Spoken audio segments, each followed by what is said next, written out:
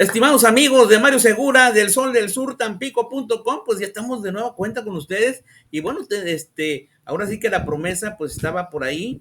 Hay que pagar esa deuda con la gente que nos ve, que nos está escuchando en este momento, porque pues tenemos con nosotros al invitado de honor, al amigo de los maderenses, Abel Oseguera Kernion, que él sí le sabe, y qué bueno que comparte con nosotros, ¿verdad?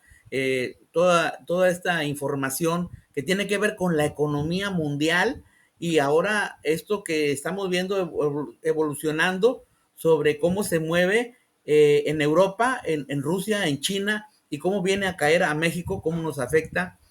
Pero antes que comencemos, pues les pido el like, ¿verdad? Que nos sigan a través de las redes sociales. Y bienvenido, Abel. Muy buen día. Muchas gracias, Mario. Buenos días, ¿cómo estás? Un saludo a tu auditorio, a la familia, a todos.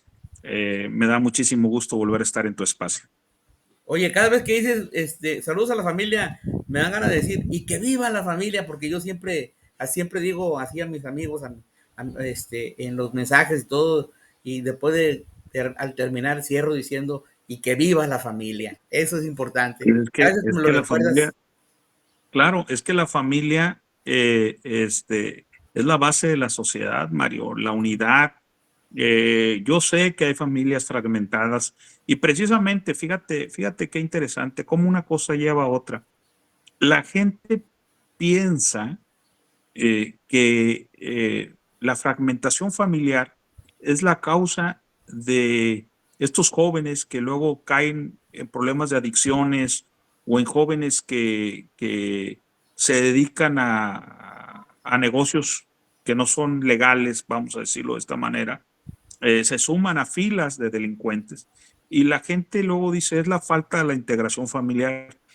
Y sí, pero hay que entender que la desintegración familiar generalmente es provocada por la pobreza, ¿sí? Y entonces la economía es muy importante. Muy Es muy importante. importante la economía familiar. Hay un dicho que dicen las abuelas, Mario, cuando el amor no, cuando el dinero no entra por la puerta, el amor sale por la ventana.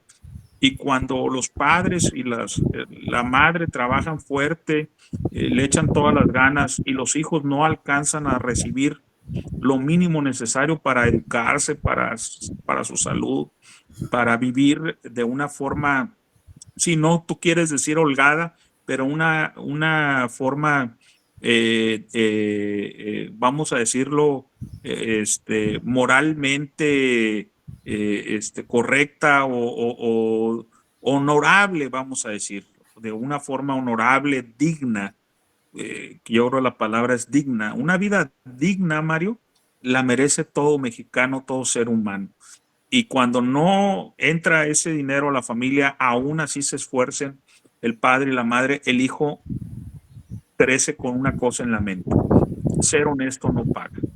El que no tranza no avanza, si no robo no la hago, si no me dedico a negocios con mucho riesgo y mayor utilidad, nunca voy a salir de pobre. Y por eso es muy importante entender la economía, porque al final somos los ciudadanos los que tomamos la decisión a través de las boletas electorales de quiénes son los mejores personajes para esgrimir las políticas económicas del país, ¿verdad? Ahora, muchas veces puedes tener gente muy honesta, muy preparada en el gobierno, pero también existen lo que se llaman ambientes eh, externos o presiones externas que pueden modificar hacia dónde va una economía, ¿no? Hacia dónde puede ir el desastre o hacia dónde puede venir la bonanza. Y bueno, mira, y qué bueno que tocamos este tema porque me gustaría entrar de lleno. Ya hablamos del neoliberalismo, de las consecuencias, de cómo se puede solucionar, cómo con impuestos escalatorios, entre más rico seas, más impuestos, más porcentaje de impuestos debes de pagar, cómo gravar los productos que dañan a los productores nacionales y regionales con tarifas arancelarias y además un instituto de competencia que impida los oligopolios o los monopolios en los mercados. Así es como se maneja en la mayoría de los países europeos que mejor han sabido sobrellevar el sistema neoliberal. Pero ahorita quiero entrar en un tema muy importante, Mario. Fíjate que La gente a veces me ha preguntado, porque nosotros como mexicanos y como norteños, porque pertenecemos, aunque yo siempre he dicho que Tampico, Ciudad Madero y Altamira son la capital de un estado que nunca existió, pero está muy bien configurado, que son las Huastecas. O sea, yo me considero maderense, pero me considero también huasteco, ¿verdad? Su comida, su cultura, su música, su idioma, todo el huastequismo. Vaya, fíjate, usé una palabra que fundó mi gran maestro Jorge Yapur. ¿Te acuerdas que tenía una Sí, sí. corriente de arte plástico llamada el huastequismo? Sí, muy Sí, y buen lo artista, sí, expresó. pintor, también por ahí anda con Fue el maestro mío, arte. ¿eh? Sí, sí, sí. Fue mi maestro, fue maestro mío de filosofía y fue maestro mío de historia, pero además fuimos grandes amigos, o sea, fuimos muy buenos amigos el maestro Yapur y yo. Entonces, pero bueno, volviendo al tema. Y la parte a la que tú te este, refieres es la parte de la Huasteca, de la parte norte de Veracruz, ¿verdad? Colinda con otros Mira, estados, San poca Luis. gente sabe que Huastecas, en realidad, hay 5 Huastecas. O sea, 5 Huastecas. La Huasteca es una, pero vamos a decir que vive en 5 estados. El sur de Tamaulipas, el oriente de San Luis Potosí, el norte de Veracruz, el nororiente de Hidalgo y un pedacito pequeño del nororiente también del estado de Puebla. ¿Sí? Entonces son 5 los estados en los que se enraizó, vamos a decir, la cultura huasteca. Entonces, pero eso sería ya otro tema, Otro tema, pero, otro tema. pero otro tema para platicar. Pero mira, una cosa que yo quería comentar, porque me lo ha dicho, me lo ha preguntado la gente en los foros a través de tu programa y todo, es hacia dónde va, porque nosotros como norteños, te decía, siempre queremos copiarle a Estados Unidos y siempre ha sido el faro, el ejemplo a seguir. ¿Por qué no estamos como Estados Unidos? ¿Por qué no nos desarrollamos como Estados Unidos? Bueno, explicaciones no hay una sencilla, ¿verdad? Tendría que ser una serie de eventos a lo largo de la historia que han venido a desarrollarse y que, bueno, nos han unido al pueblo norteamericano y nos han separado del pueblo norteamericano. Hoy en día la franja fronteriza es una amalgama cultural muy interesante. Yo en mi libro, precisamente Chapo Potli, hago una referencia a eso. Fíjate, el río que separa a México de Estados Unidos, los mexicanos lo conocemos como el río Bravo. Esa analogía la hago en el libro. Y los norteamericanos lo conocen como el Río Grande. Río Grande. ¿Sí? O sea, es la diferencia. Los Estados Unidos le dicen Río Grande, mientras nosotros lo conocemos como Río Bravo. Y en ese libro hago una analogía. Para tener éxito en Estados Unidos hay que ser grande. Para tener éxito en México hay que ser bravo. Sí. ¿Sí? Sí, Entonces sí, hago esa es verdad. analogía en mi libro, sí. Hago esa analogía en mi libro. Y bueno, lo que te quiero decir es que ese ejemplo hoy está cambiando porque estamos viendo economías que van creciendo mucho más que la de Estados Unidos y que llevan una estabilidad social incluso mucho mejor que la de Estados Unidos. Por ejemplo, doy el ejemplo de los países del norte de Europa, como es Noruega, Finlandia, Suecia, Dinamarca, Holanda, Alemania, Bélgica incluso, que son países que tienen un desarrollo social mucho más avanzado que los Estados Unidos en cuanto a atención médica, atención educativa, expectativa de vida, combate a la pobreza. Entonces, cuando checamos esos medidores, pues nos damos cuenta que esos países tienen una alternativa social en beneficio de la mayoría mucho mejor que los Estados Unidos. Hay menor, vamos a decir, menor brecha entre los que tienen mucho y los que tienen poco. Y hay una muy baja incidencia de pobreza. Y luego, por otro lado, vemos las expectativas de crecimiento y desarrollo, en el cual, por ejemplo, China le lleva una gran ventaja ya a Estados Unidos. Entonces, nosotros como mexicanos, nos es difícil culturalmente, pero tenemos que empezar a ver otro tipo de modelos que nos permitan, eh, entender mejor cómo está, hacia dónde queremos llevar a México. Yo soy de una idea fundamental de que México no debe de ser una copia de otro país, ni de Estados Unidos ni de Europa. Tiene que tener su propia, como lo ha hecho China, su propio desarrollo social y económico en base a sus usos, costumbres, leyes y sobre todo capacidades, porque todos los países somos diferentes. Unos tenemos riquezas en algunos sectores y en otros no tantas. Entonces, pero fíjate una cosa, hay un análisis muy interesante que se dio esta semana, porque ya se va a presentar el foro de BRICS, ¿sí? Como una alternativa económica contra el Banco Mundial, contra el Fondo Monetario Internacional y contra el G7, ¿sí? Entonces, esta alternativa van a estar más de 30 países representados, va a ser en Sudáfrica. Y bueno, aquí nos obliga a voltear a ver las políticas chinas por fuerza. Ya es inevitable voltear a ver a China, Mario. Entonces, fíjate qué curioso. En Estados Unidos has tenido presidentes de todo tipo. Presidentes de ultraderecha, como el presidente Trump, presidentes de ultraizquierda, como el presidente Franklin Delano Roosevelt, que él a sí mismo se llamaba, fíjate qué interesante, la gente cuando no sabe de historia, para mí el más grande presidente que tuvo Estados Unidos en el siglo XX fue FDR, Franklin Delano Roosevelt, y él se consideraba un presidente populista socialista. Así mismo se hacía llamar él.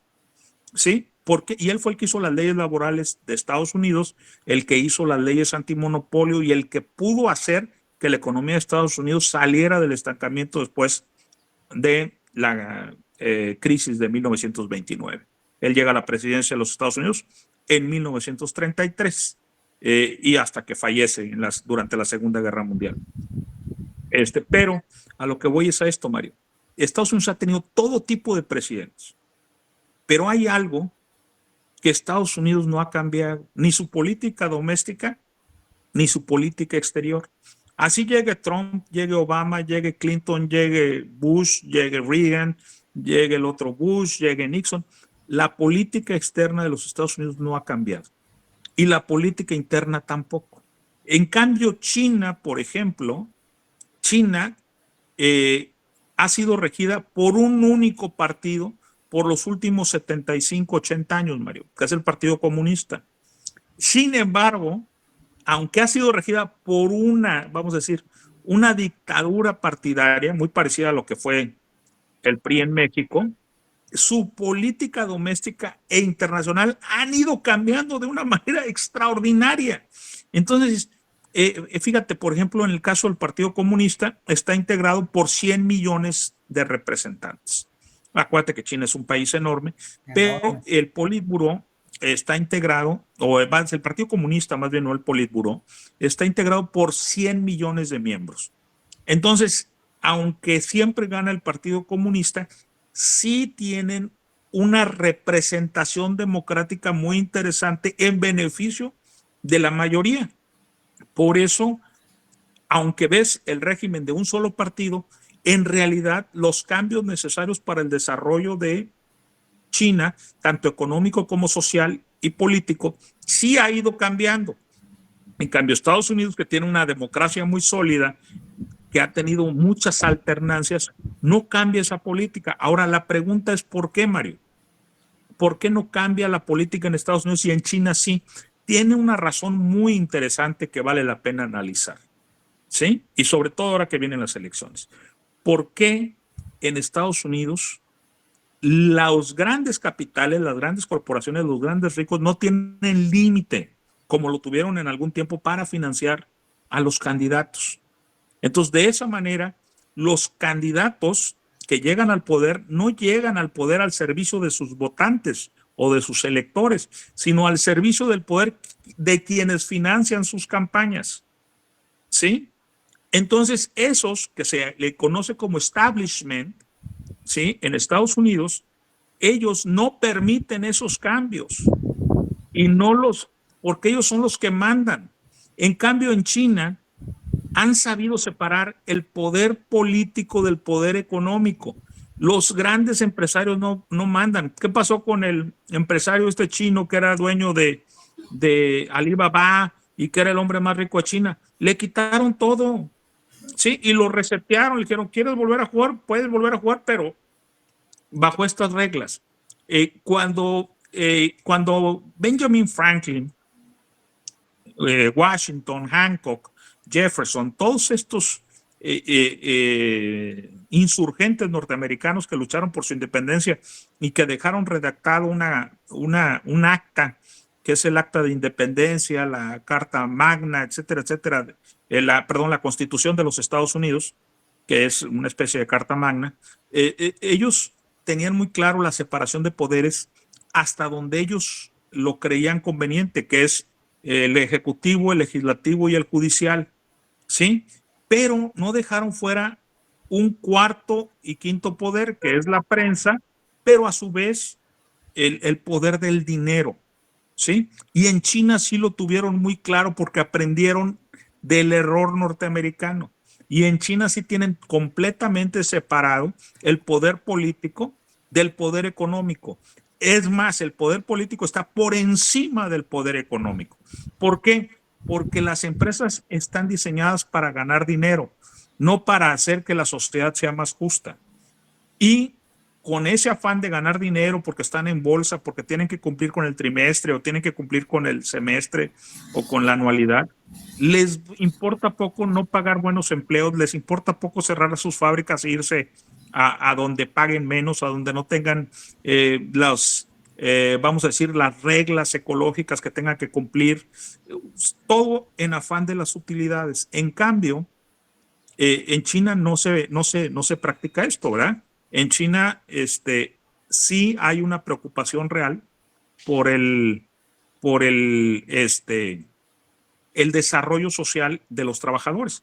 Entonces, parece mentira, pero en un país con un partido único comunista hay una mejor representatividad del pueblo, ¿sí? O de los gobernados, que en un país que tiene una de las democracias más sólidas del mundo, ¿verdad? Entonces, eso es importante saberlo. Así es.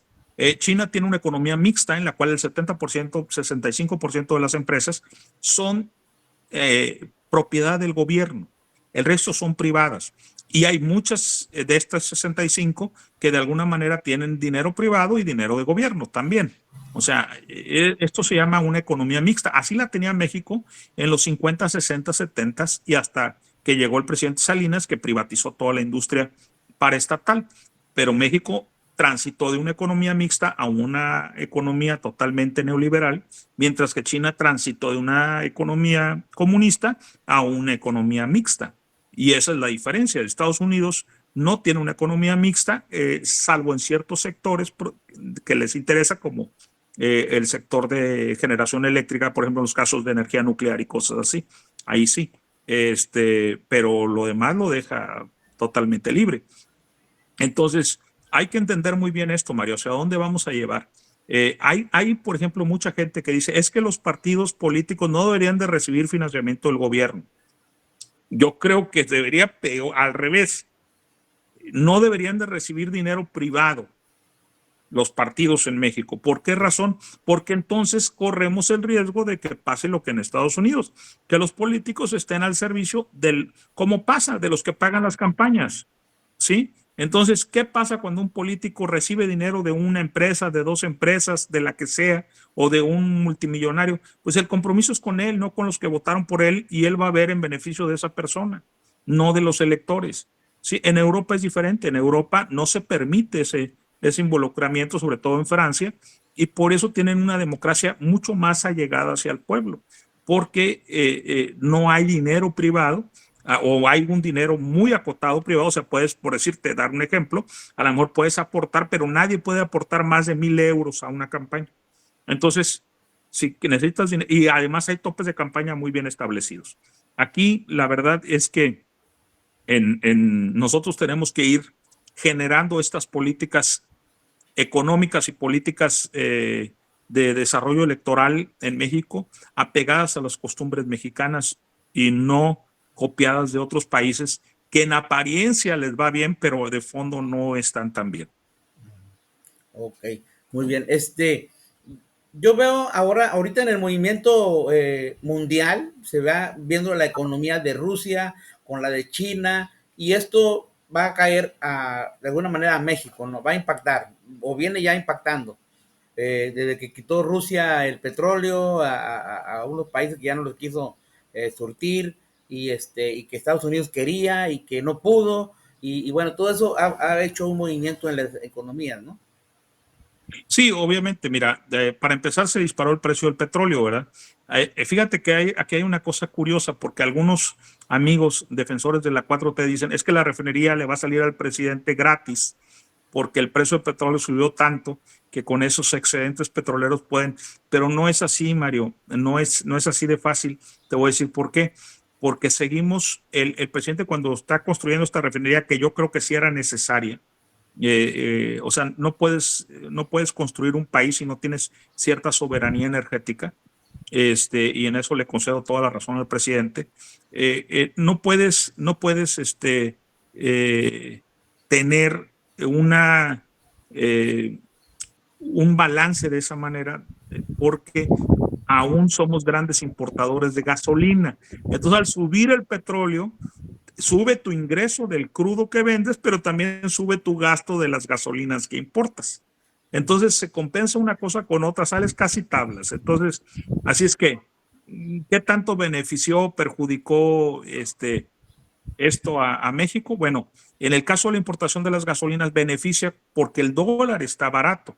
Entonces la importación te sale un poco más barata.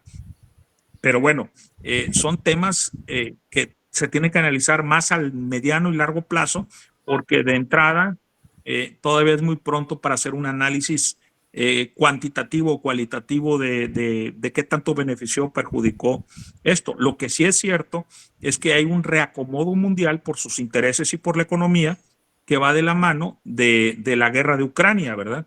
Esto va a cambiar totalmente. Ya vimos ahorita, por ejemplo, cómo hubo un golpe de Estado en Níger y cómo Burkina Faso, Mali y otros países, Argelia incluso, ya están consolidándose para no permitir el colonialismo francés en esa región.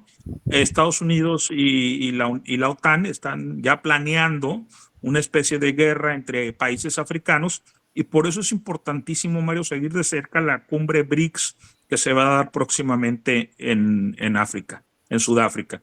Es importantísimo porque van a estar muchísimos países africanos, ya están 33 países apuntándose para pertenecer a BRICS, entre ellos Argentina, Venezuela, Nicaragua, Honduras, del continente americano, Cuba. Y por el lado asiático, pues está Irán, Arabia Saudita, Emiratos Árabes, Siria.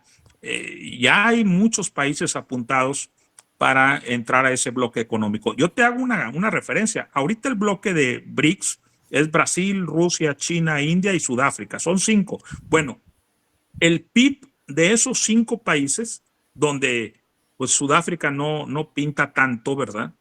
No es tan grande.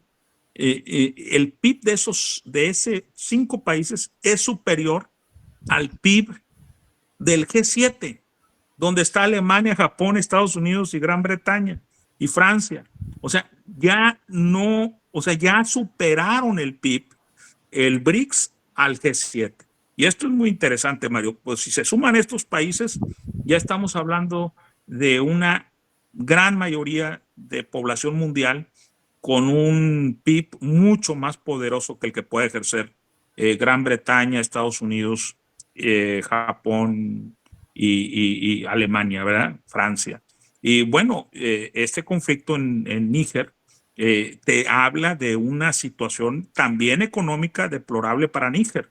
¿Por qué? Porque son grandes productores de uranio y grandes productores de oro. Sin embargo, por ejemplo, estaban diciendo que el uranio que se saca de ahí es el que mantiene la mayor parte de la electricidad de Francia y el 80% de la población de Níger no tiene luz. Entonces, es realmente una tragedia para Níger el que le están saqueando sus recursos Francia. minerales y la población tenga prácticamente ningún beneficio de esos recursos. Oye, Abel, pero ahora veo que estos países africanos agradecen el apoyo que han recibido de Francia, de Rusia. Los he visto que portan la bandera de la africana y la bandera de Rusia. Perdón, Entonces es ahí que hay un conflicto con Francia, porque son sí, sido por colonias de supuesto. Francia. Sí, o sea, porque Francia era básicamente tenía como colonias satélites, aunque mantenía dictaduras a modo en estos países para poder seguir explotándolos. Mira, poca gente sabe que, por ejemplo, en el cuerno de África, que es Somalia, donde están los famosos piratas, pues tiene unas costas muy ricas. Bueno, pues casi no hay pesca, Mario, porque fueron saqueados por las flotas españolas.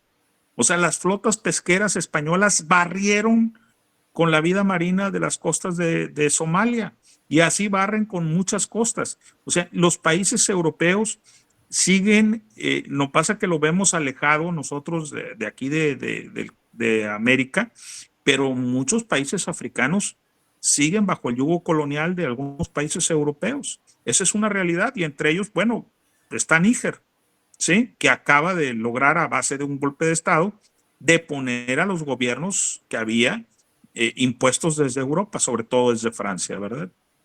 Y bueno, pues ese es parte. Cuando volvemos a lo mismo, Mario, cuando el dinero no entra por la puerta, el amor sale por la ventana. Un pueblo con muchísimos problemas de, este, de muchísimos problemas perdón, Es verdad, es de la causa de mucha fricción en las familias, ¿no? No hay dinero, sí, no. hay divorcios, los hijos sufren, Y hay bueno, una dejan. enorme cantidad de analfabetos y de problemas sociales, sanitarios, de educación, de todo, ¿verdad? Si no hay desarrollo económico, no vas a tener desarrollo social y menos vas a tener un pueblo que tenga la capacidad de tener una mejora constante en sus condiciones de vida. Entonces hay que esperar el resultado de esta reunión que va a haber a nivel de Europa y ver qué es lo que sigue para México. ¿Sería esto Así bien? es. Sí. Sí, sí, Mario, me parece correcto. Yo voy a seguirla de cerca y ya en un espacio que me abras nuevamente con tu auditorio podemos platicar Sí, porque yo de quiero esto. que aterricemos finalmente de todos esos aspectos a nivel mundial, cómo baja toda esta problemática económica al país nuestro, ¿no? A México, y luego también cómo se va desarrollando Tamaulipas y cómo va bajando a nuestros municipios, Así es. cómo se vislumbra el panorama, si va a ser mejor, si va a ser más halagador o qué va a pasar, ¿no? Ujú. Porque el presidente Así de es. México estaba dando una información respecto a que cómo estábamos antes de la pandemia, cómo se vienen perdiendo empleos, y ahorita habla de cosas más halagadoras, ¿no? De que viene una recuperación, Bueno, y habla hasta del seis así es. por ciento que va. No, no, no, Mario. Mira, No tanto. tenemos, sí, no podemos hablar de un crecimiento. Es correcto decir una recuperación. Una recuperación mejor de lo que esperábamos, es cierto también. Es una recuperación mejor de lo que esperábamos. Pero hay que ver otros indicadores también. Hay que ver, por ejemplo, hay un indicador que me llamó mucho la atención que fue publicado esta semana por el Banco de México, que es preocupante, que es el déficit presupuestal del gobierno, que probablemente ande rayando el 5%, lo cual es bastante alto. Lo normal debería andar en 2,5%, 3 a lo mucho, pero el 5% es bastante alto. Entonces, bueno, hay que esperar, Mario, para ver los indicadores. Pero mira, Mario, es muy fácil. El indicador lo tiene cada padre de familia, cada madre de familia en su hogar. ¿Cuánto me alcanzaba antes para cuánto me alcanza ahora? Esa es la mejor encuesta. Sobre todo ahorita que ¿Sí? estamos en el momento en el que se están comprando útiles Los escolares, útiles escolares. chamacos, inscripciones a los chamacos a las escuelas, todo eso, y ahí tenemos una medición. así como tú Así dices, es. sí, de la economía en casa. Así es. Esa es la mejor medición. Tú podrás publicar y decir y adaptar los números y decir que va muy bien o que va muy mal. El gobierno podrá decir que vamos mejor que nunca. La oposición podrá decir que vamos peor que nunca. Pero la última palabra lo tiene el señor y sobre todo la señora de la casa, que es la que Es luego la que mueve la hace los economía, ¿no? La que gastos. hace rendir el dinero. Así es, Sí. así es, así es. Entonces, ella es la que sabe, ella es la que en realidad puede ser el mejor indicador de cómo vamos en el país. Voy a La hacer una, señora, la ama voy a de hacer una casa. entrevista, así como tú me lo comentas, con las amas de casa, a ver qué piensan ellas también sobre la economía y qué Y hacer sería muy buena. recomendaciones. Sí, claro que sí. Claro que sí. A ver, no, pues muchas gracias, Abel. Muchas gracias por abrirnos el panorama, ¿verdad? En la cuestión económica, porque muy bien lo que dices tú, esto rige en nuestras familias, ¿verdad? Ese es un indicativo para estar mejor todos, ¿verdad? Y es importantísimo, ¿verdad? Tanto que ahora ya ves que antes era trabajar el papá nada más y la mamá se quedaba en casa, ahora es muy necesario que ambos personas, ¿verdad? Estén sacando adelante un matrimonio, una familia, y porque pues la economía así lo amerita. Queremos progresar, queremos que trabajar, tenemos que cuidar la economía y bueno, qué mejor que las mujeres, ¿verdad? Las vamos a encuestar a ver qué piensan ellas de Sí, este tema. esa es muy buena idea, María. Sí, gracias, Abel, gracias. No, al contrario, gracias a ti. Okay. Un saludo a todo tu auditorio, a la familia Que viva la familia. y que tengan muy bonita semana. Sí, queridos amigos de Mario Segura, del Sol del Sur, Tampico.com, gracias por estar con nosotros, por seguirnos, por darnos ese like, por compartir. Yo creo que estamos llevándoles a ustedes un programa muy interesante con el amigo de los maderenses, Abel Oseguera Kernion. Y bueno, por el momento nos despedimos y hasta la próxima. Gracias. Hasta la próxima.